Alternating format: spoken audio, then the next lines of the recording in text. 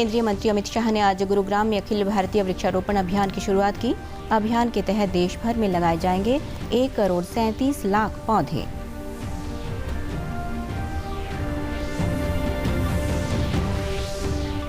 मुख्यमंत्री मनोहर लाल ने युवा मंथन कार्यक्रम के माध्यम से युवाओं को किया संबोधित। कहा, कोरोना संकट के समय 70,000 वॉलंटियर सरकार के साथ जुड़े।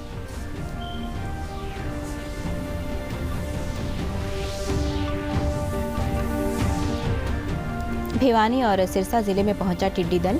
कृषि मंत्री जेपी दलाल ने स्थिति का लिया जायजा। कहा, किसानों के नुकसान की भरपाई की जाएगी।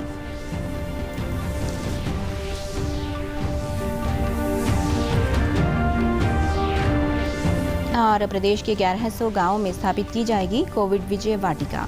वन एवं शिक्षा मंत्री कंवरपाल गुर्जर ने कहा, इससे पंचायत की बढ़ेगी आमदन और पर्यावरण होगा स्वच्छ। नमस्कार, मैं सारिका शर्मा। अब समाचार विस्तार से। गृह मंत्री अमित शाह ने सीआरपीएफ के गुरुग्राम स्थित सेंटर से अखिल भारतीय वृक्षारोपण अभियान की शुरुआत की।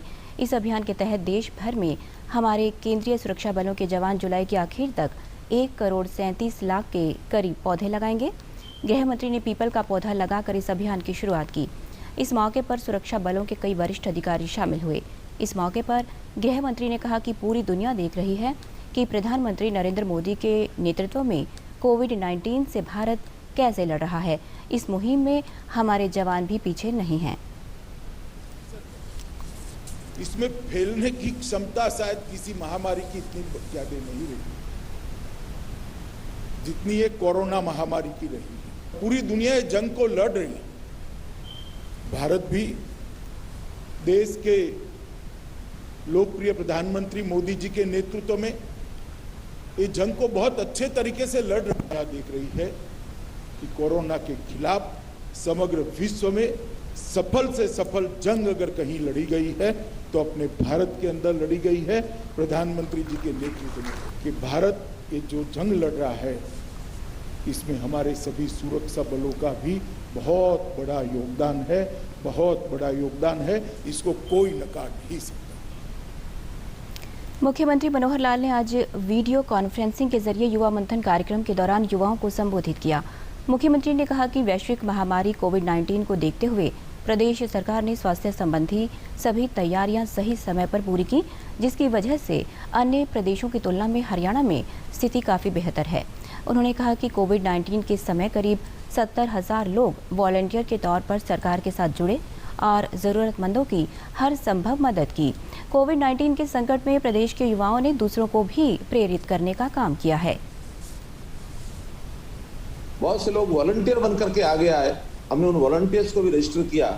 70,000 से ऊपर लोग वो वॉलंटियर बनकर के आए और इसमें काम करने के लिए अपनी इच्छा जताई।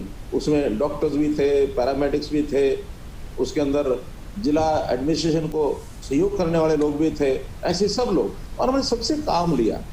तो मेरा कहने का मतलब है कि ऐसे जो चुनौती के अवसर आए इसमें हमने उसको किस प्रकार की अपॉर्चुनिटीज हमको आगे बढ़ने के लिए मिल सकती हैं वो सब हमने किया। मुख्यमंत्री ने अपने कार्यकाल में हुए विकास कार्यों का ब्यौरा दिया। उन्होंने बताया कि उनके कार्यकाल में नौकरियों में निष्पक्षता आई है और रोजगार के अवसर बढ़े हैं। मुख्यमंत्री ने बताया कि निवेश की दृष्टि से भी हरियाणा देश में निवेशकों का पसंदीदा स्थान बन गया है।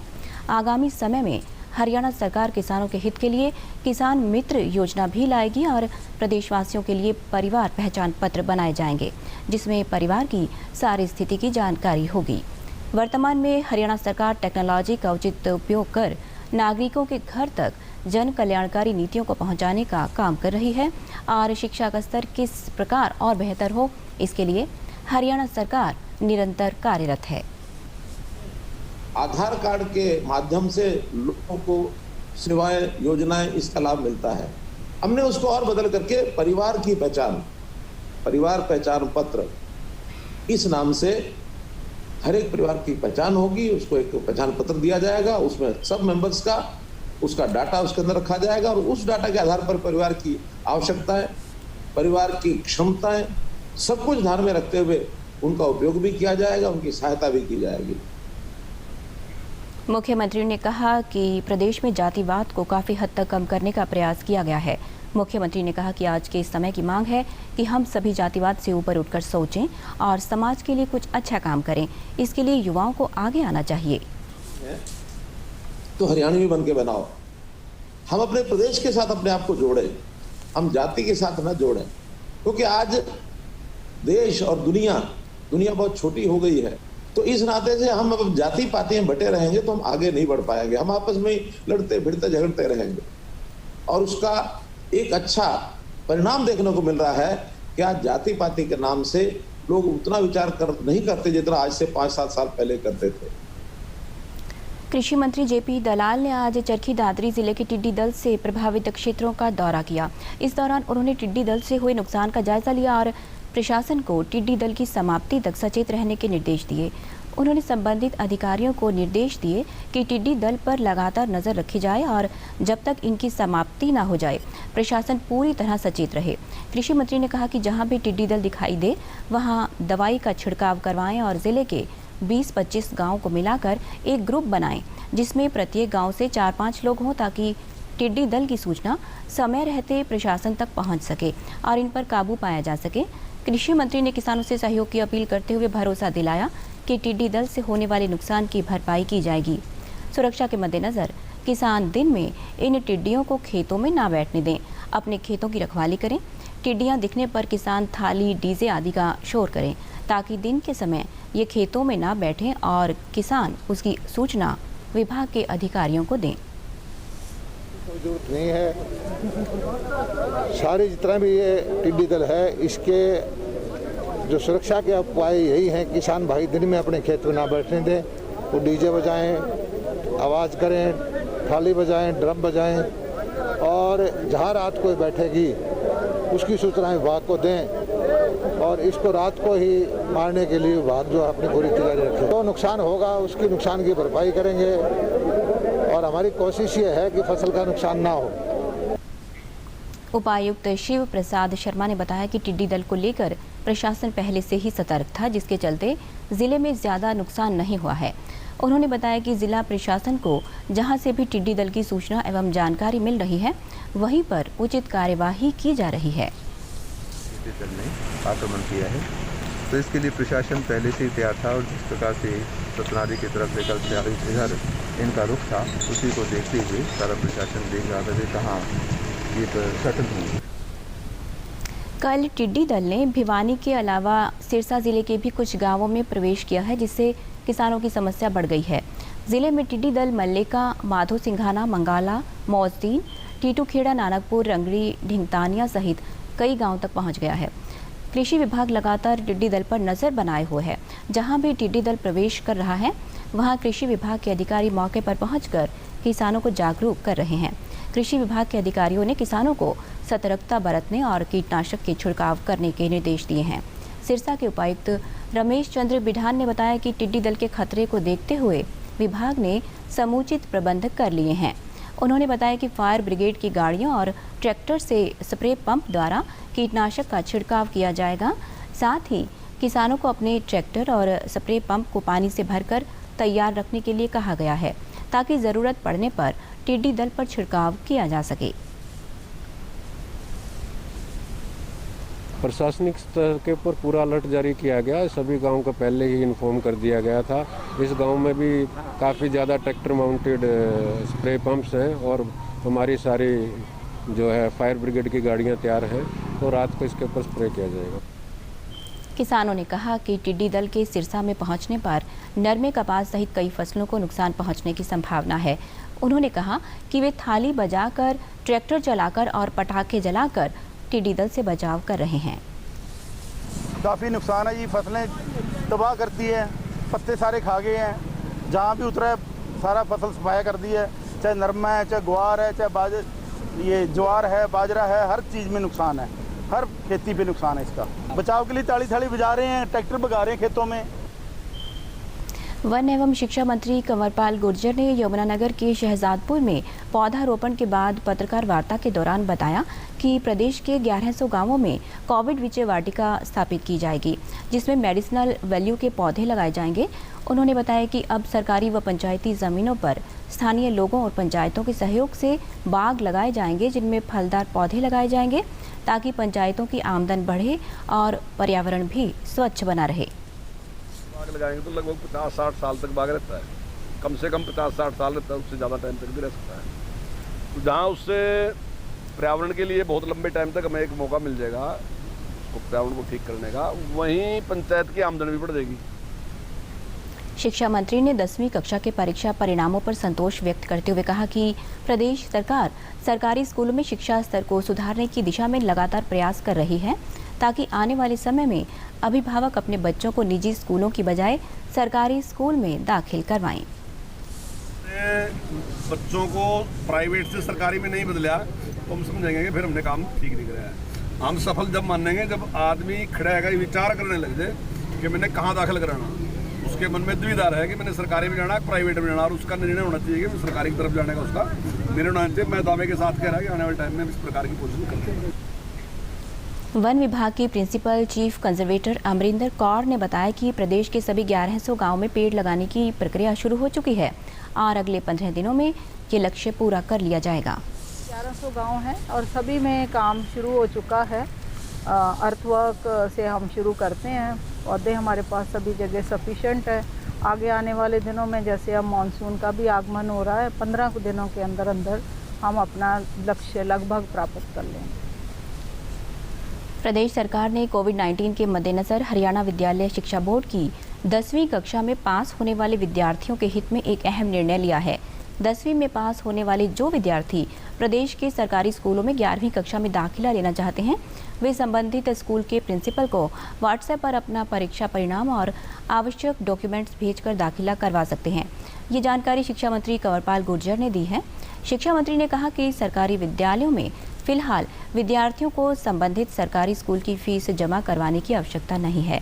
उन्होंने कहा कि ये निर्णय कोविड-19 के कारण बच्चों की सुरक्षा को ध्यान में रखकर लिया गया है। प्रदेश से जुड़ी खबरों को विस्तार से जानने के लिए आप हमारे साथ फेसबुक, ट्विटर और यूट्यूब के माध्यम से भी जुड़ सकते हैं।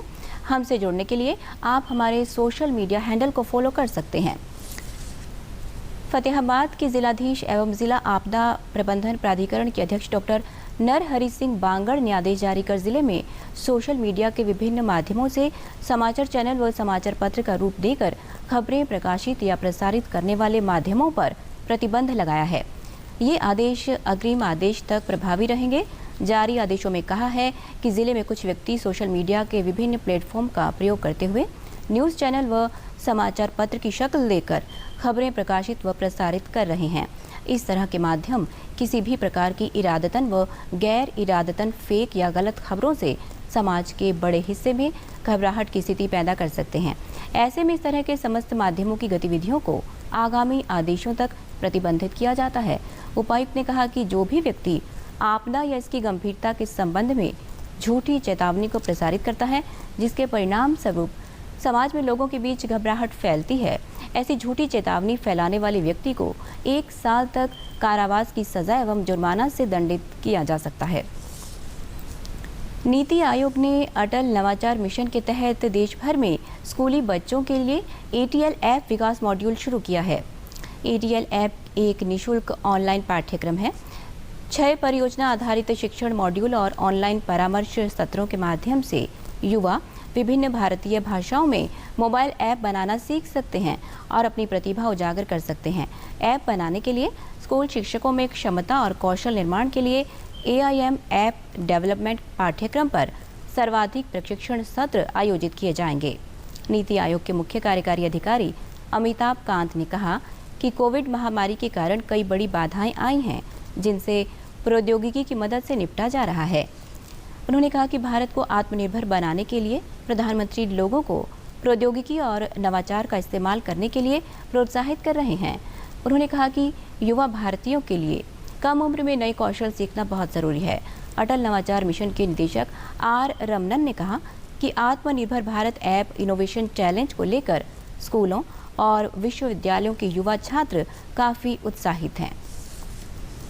भारत में कोरोना महामारी से ठीक होने वाले मरीजों की संख्या लगातार बढ़ रही है। केंद्रीय स्वास्थ्य मंत्रालय की ओर से जारी ताज़ा आंकड़ों के मुताबिक 5,34,630 लोग इस संक्रमण से ठीक हो चुके हैं।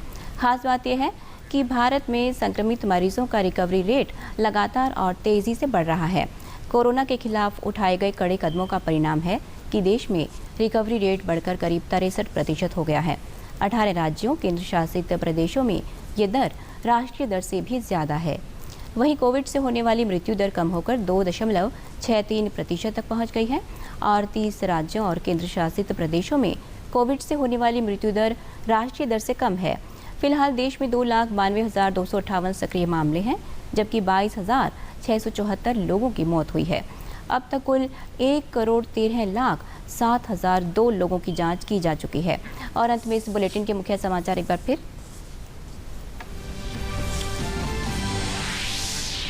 केंद्रीय मंत्री अमित शाह ने आज गुरुग्राम में अखिल भारतीय वृक्षारोपण अभियान की शुरुआत की। अभियान के तहत देश भर में लगाए जाएंगे 1,37,00,000 पौधे।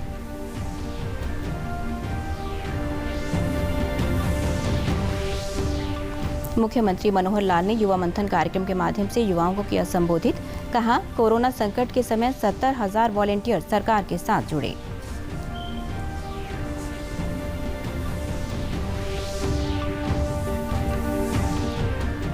भिवानी और सिरसा जिले में पहुंचा टिड्डी दल। कृषि मंत्री जेपी दलाल ने स्थिति का लिया जायजा। कहा, किसानों के नुकसान की भरपाई की जाएगी।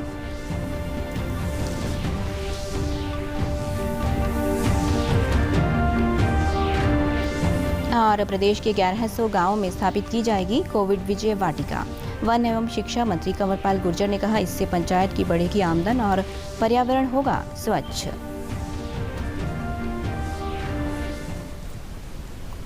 समाचारों में आज इतना ही। नमस्कार।